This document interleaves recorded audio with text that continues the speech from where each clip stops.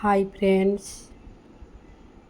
আমি মঞ্জুশ্রী আবারও আপনাদের সামনে চলে এলাম একটা হেলদি টেস্টি রেসিপি নিয়ে, যা হলো ডিমের অমলেট করে কুমড়ো আলু দিয়ে ঝোল।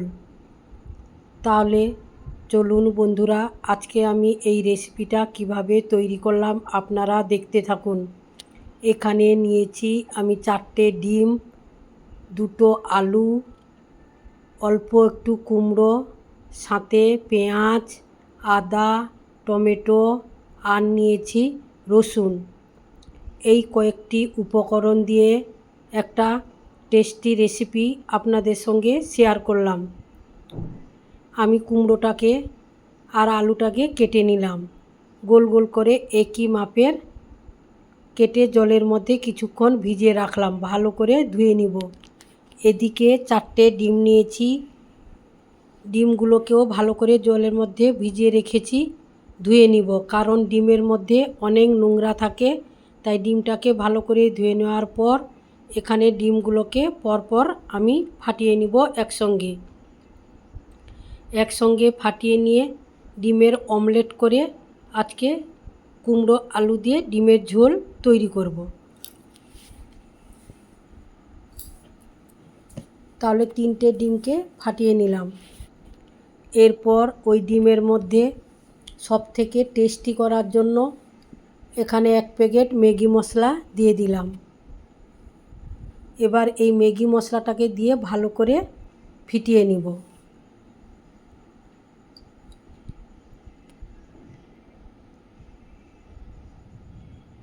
ডিমটাকে আমার মোটামুটিভাবে ফেটানো হয়ে গেছে। এবার একটা ফ্রাইং প্যান নিয়েছি, ফ্রাইং প্যানের মধ্যে অল্প কিছু সর্ষের তেলটাকে দিয়ে গরম করে নিয়েছি। গরম করে নেওয়ার পর যে ডিমটা ফাটিয়ে ম্যাগি মশলা দিয়ে ম্যারিনেট করে রেখেছিলাম, ওইটা পুরোটা দিয়ে দিলাম। এবার কিন্তু বন্ধুরা এই সময় গ্যাসের ফ্লেমটা লো টু মিডিয়ামে রাখতে হবে,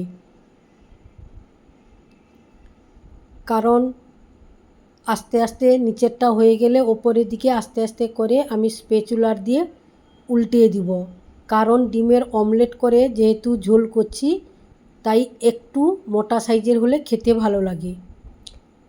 তারপর তরকারিতে দিলে আরও ফুলে যাবে। যখন ডিমের অমলেটটা করবেন বন্ধুরা, একটু বেশি করে তেলটা দিবেন, তাহলে তলায় ধরে যাবে না। কম তেল দিলে কিন্তু কড়াইতে বসে যাওয়ার সম্ভাবনা বেশি থাকে। এবার আমি উল্টিয়ে পাল্টিয়ে জেকে লাল লাল করে ভেজে নিব। ভেজে নেওয়ার পর আমি খুন্তি দিয়ে এখানে পিস করে দিচ্ছি।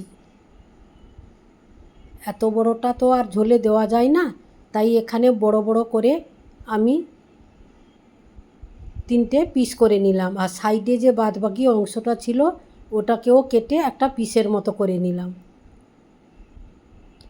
তাহলে 3টে ডিমে অনেকজন খেতে পারবে যদি আমরা অল্প অল্প করে কেটে দিই। তবে আমি এখানে একটু বড় বড় সাইজের করে 3 পিস কেটে নিয়েছি। বাদবাকি যে টুকরোটা ছিল সেটা তুলে রেখেছি। এরপর কড়াইতে সামান্য পরিমাণে সর্ষের তেল দিয়ে দিলাম। তেলটাকে হাই হিটে প্রথমে গরম করে নিয়েছি। এরপর কুমড়োটা দিয়ে দিলাম, হালকা করে একটু ভেজে নিব। কুমড়ো তাড়াতাড়ি নরম হয়ে যায়, তাই বেশিক্ষণ আর ভাজতে হবে না। অল্প একটু দিয়ে ঢাকনা চাপা দিয়ে দিয়েছিলাম।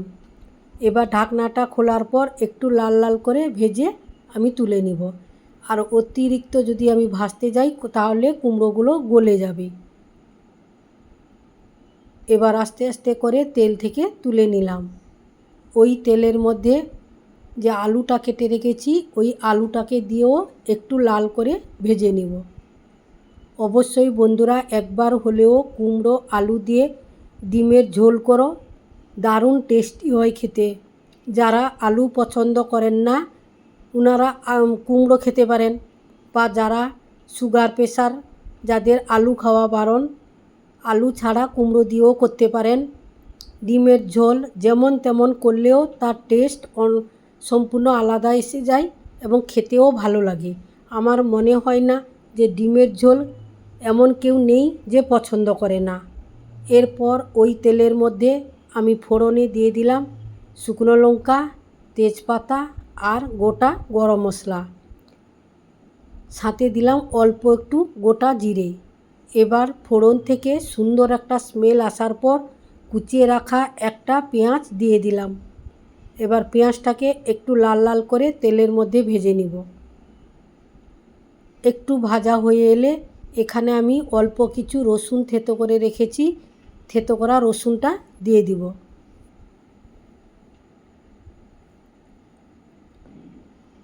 এক চামচের মতো থেতো করা রসুন আছে।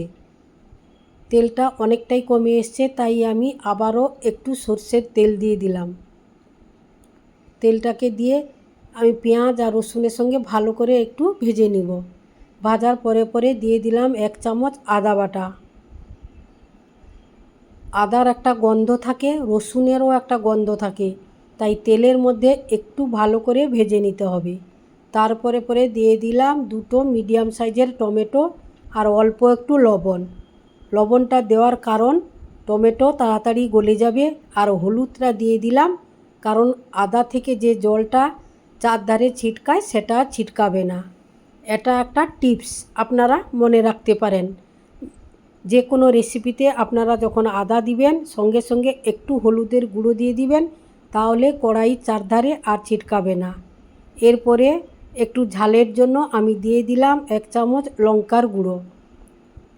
এবার মশলাটা কষানোর জন্য অল্প একটু জল দিয়ে ভালো করে টমেটোটাকে আমি এখানে গলিয়ে নিব। মোটামুটিভাবে মশলাটা কষানো হয়ে গেছে।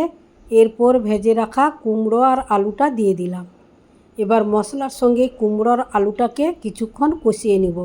যে কোনো রেসিপি যত কষাবেন, অল্প তেল মশলা হলেও যদি কষানোটা ঠিকঠাক হয় তাহলে ওই রেসিপির টেস্ট সম্পূর্ণ আলাদা আসে, খেতেও খুব ভালো লাগে। তাই মশলার সঙ্গে যখন কুমড়োর আলুটা আমি দিয়ে দিলাম, দিয়ে কিছুক্ষণ এইভাবে ঢাকনা চাপা দিয়ে দিচ্ছিলাম। তাহলে এখানে কুমড়োর আলু আমার সম্পূর্ণভাবে সেদ্ধ হয়ে এসছে। তবে কিছুক্ষণ এইভাবে কষাবো, কষে সামান্য একটু জল দিয়ে দিব।